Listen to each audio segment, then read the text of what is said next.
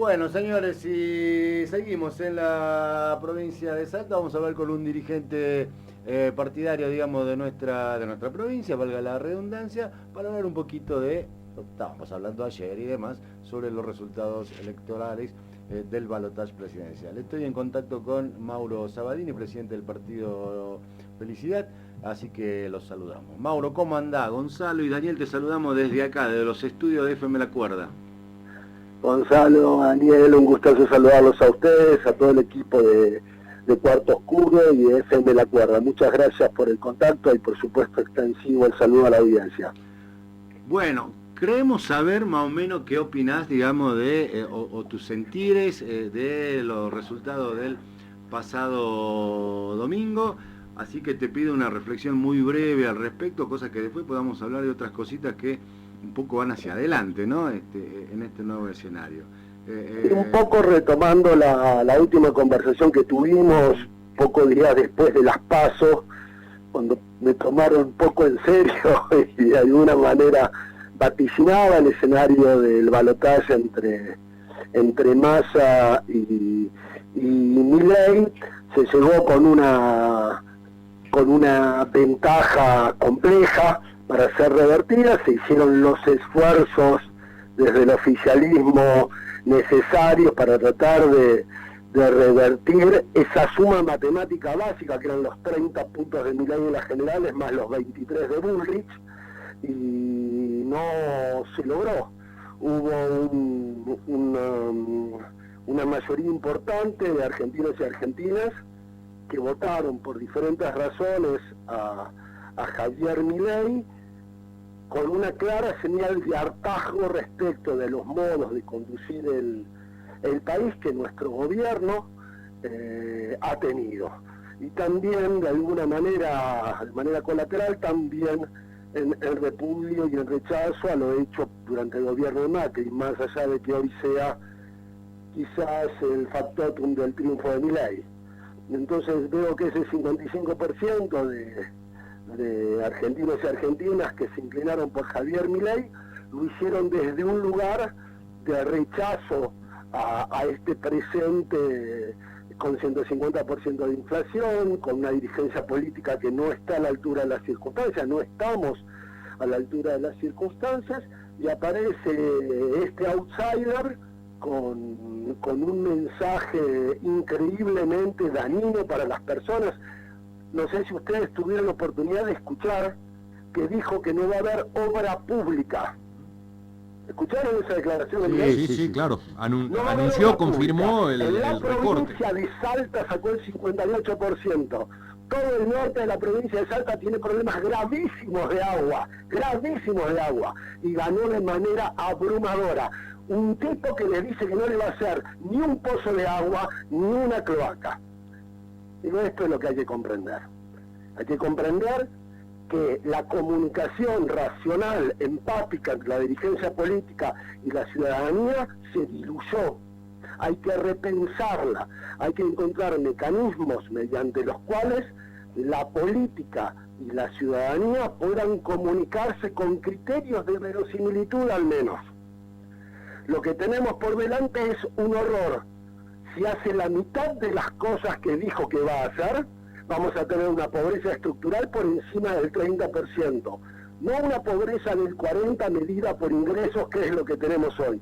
Una pobreza estructural. No va a haber obra pública, no va a haber obras de saneamiento, no va a haber obras de agua, no va a haber obras de cloaca. La inversión en infraestructura, en materia de salud y de educación va a ser diezmada. Digo, el escenario que tenemos por delante es un escenario alarmante. Mauro, en defensa del presidente electo, si es que cabe, hay que decir que fue transparente durante toda la campaña con este mensaje. No es que dijo una cosa, llega y hace otra. Lo había anunciado. No es cierto, no es cierto. Eso es ahora el mensaje que pretenden instalar. Tomen las declaraciones de Milei de los últimos 3 meses y son todas contradictorias. Que haya dicho que iba a haber ajuste no significa que el resto de las promesas que hizo hayan tenido coherencia y consistencia a lo largo de su campaña. Ha defendido la venta de órganos, después se ha retractado. Ha defendido la liberalización del mercado de armas, después se ha retractado. Ha dicho que iba a eliminar el sistema de salud público y de educación pública y después se ha retractado. Dijo que iba a ir contra la coparticipación y ahora aparentemente leyó la Constitución y la ley correspondiente. En absoluto, es un mentiroso pertinaz. ¿Y qué se hace frente a eso? Porque, siendo un mentiroso pertinaz, como lo calificas, ha sido elegido presidente de la Nación. ¿Cómo se hace política frente a eso? La dirigencia política debe asumir las consecuencias de los próximos 4 años y defender ante todo la democracia. Es lo mismo que dijimos cuando ganó Macri. Javier Milei tiene que gobernar 4 años. Hay que ayudarlo a que gobierne 4 años, pero sin renunciar a los pilares que fundaron a nuestra Argentina y a nuestra sociedad. La dirigencia política tiene que estar a la altura de las circunstancias. La dirigencia política tiene que ponerse a disposición de quienes tienen que gobernar los municipios de todo el país, las 24 provincias argentinas. Va a haber el año próximo gravísimos problemas de orden presupuestario. Entonces, lo primero que tenemos que hacer es un mea culpa, y es esto, y ya lo habíamos hecho, y lo volveremos a hacer las veces que sea necesario. Pero el hecho de que Milei haya ganado y que haya moderado su discurso no significa que haya dejado de ser la persona que conocimos durante la campaña. Podemos aplicar el teorema de Badrini, por supuesto, digo, no hay duda de que esas cosas van a suceder. No hay duda de que el llamado del Papa es una señal hacia el resto de los argentinos para que entiendan que tenemos que poner lo mejor de cada uno de nosotros, y eso es lo que haremos también nosotros desde el Partido Felicidad y con la responsabilidad política que nos toca. Pero eso no quita que le haya dicho representante del maligno en la tierra, etcétera, etcétera.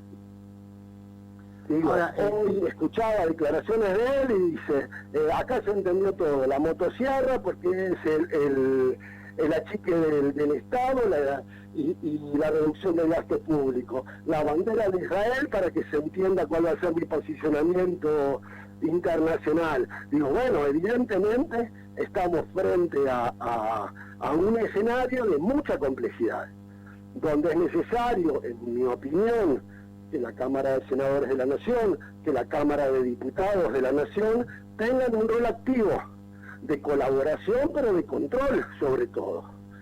Necesitamos tener controles de legalidad y de constitucionalidad firmes, transparentes, claros.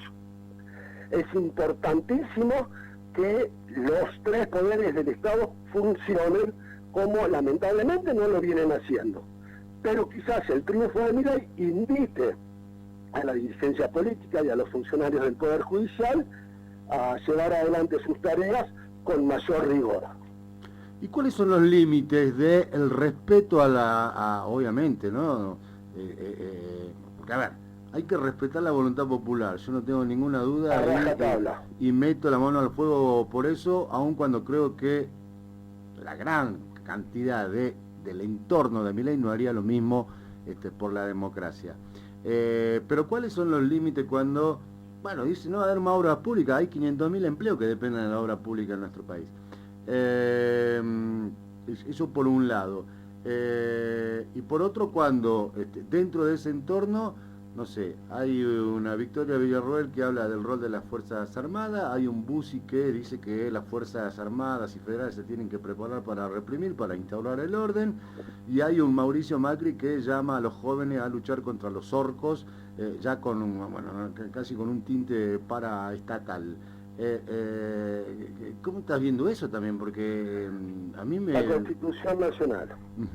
La Constitución Nacional, esa va a ser la defensa y además se tomó,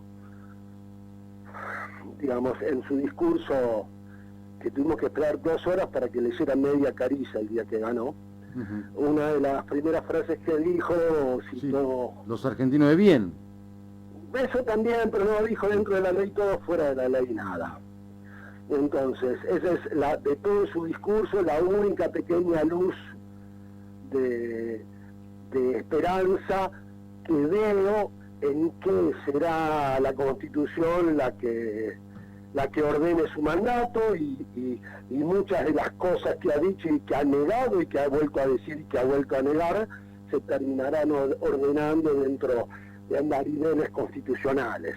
Creo que allí está la esperanza. Ahora se lo ve mucho más moderado, es también una señal saludable, pero ojalá esté equivocándome, ojalá dentro de 6 meses estemos conversando y yo esté pidiéndole disculpas a la audiencia por haber subestimado al presidente electo. Ojalá tenga que tragarme estas palabras, ojalá toda la desesperanza que hoy tengo se transforme en esperanza. Pero lamentablemente, exceptuando estas 2 o 3 variables que mencionaba, no veo un escenario favorable para los argentinos y para las argentinas, ni para los de bien ni para los otros que no sé quiénes serán. La última, Mauro. Olvídate de toda la clase política. Ojo, suscribo con vos la necesidad de que toda la clase política, digamos, ¿sí?, sienta que no está a la altura de la circunstancia y sienta que debe, ¿sí?, prepararse o que el desafío es eso. Me quedo con el progresismo ahora, ¿sí?, que es parte de esa clase política, el progresismo, lo nacional popular, la izquierda, llámala como quieras.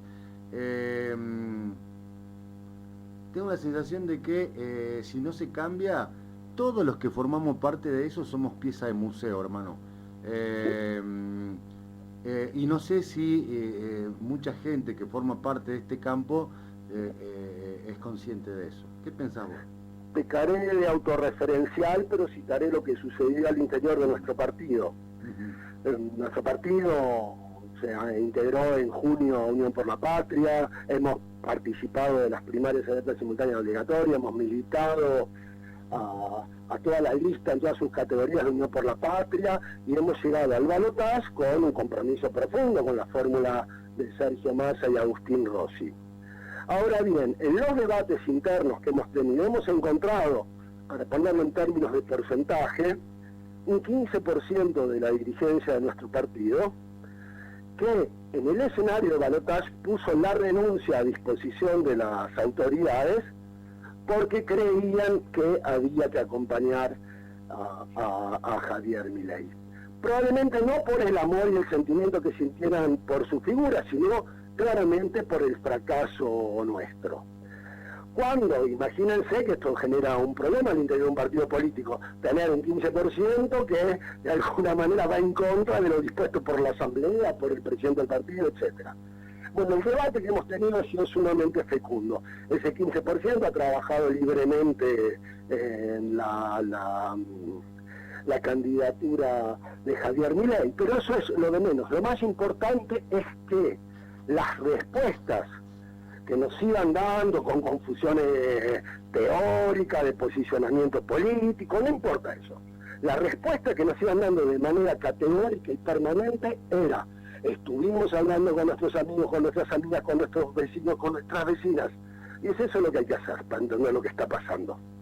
Hay que salir a hablar y a escuchar, sobre todo, lo que le está pasando a la gente. Si los jóvenes no creen en la política, tienen razón, Dani, Gonzalo. Y seremos piezas de museo si nosotros no revisamos nuestro modo de actuar. Si nosotros convocamos a los jóvenes para que nos acompañen a marchar por las calles defendiendo no sé qué derechos que nunca han conocido, antes de que siquiera podamos pensar y escuchar atentamente cuáles son las expectativas de futuro que ellos y ellas tienen, estamos cometiendo un error. Creo que el desafío del progresivo, si se quiere, está en volver a escuchar, hablar menos y escuchar más. Perdón, Mauro, acaban de llegar 2 mensajes en referencia a lo que acaba de decir.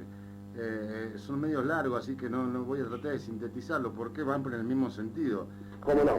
Me dicen de que si el 15% de la dirigencia del Partido Felicidad decidió apoyar, digamos, a Javier Milei o trabajar por Javier Milei, digamos, no saben qué es el Partido Felicidad.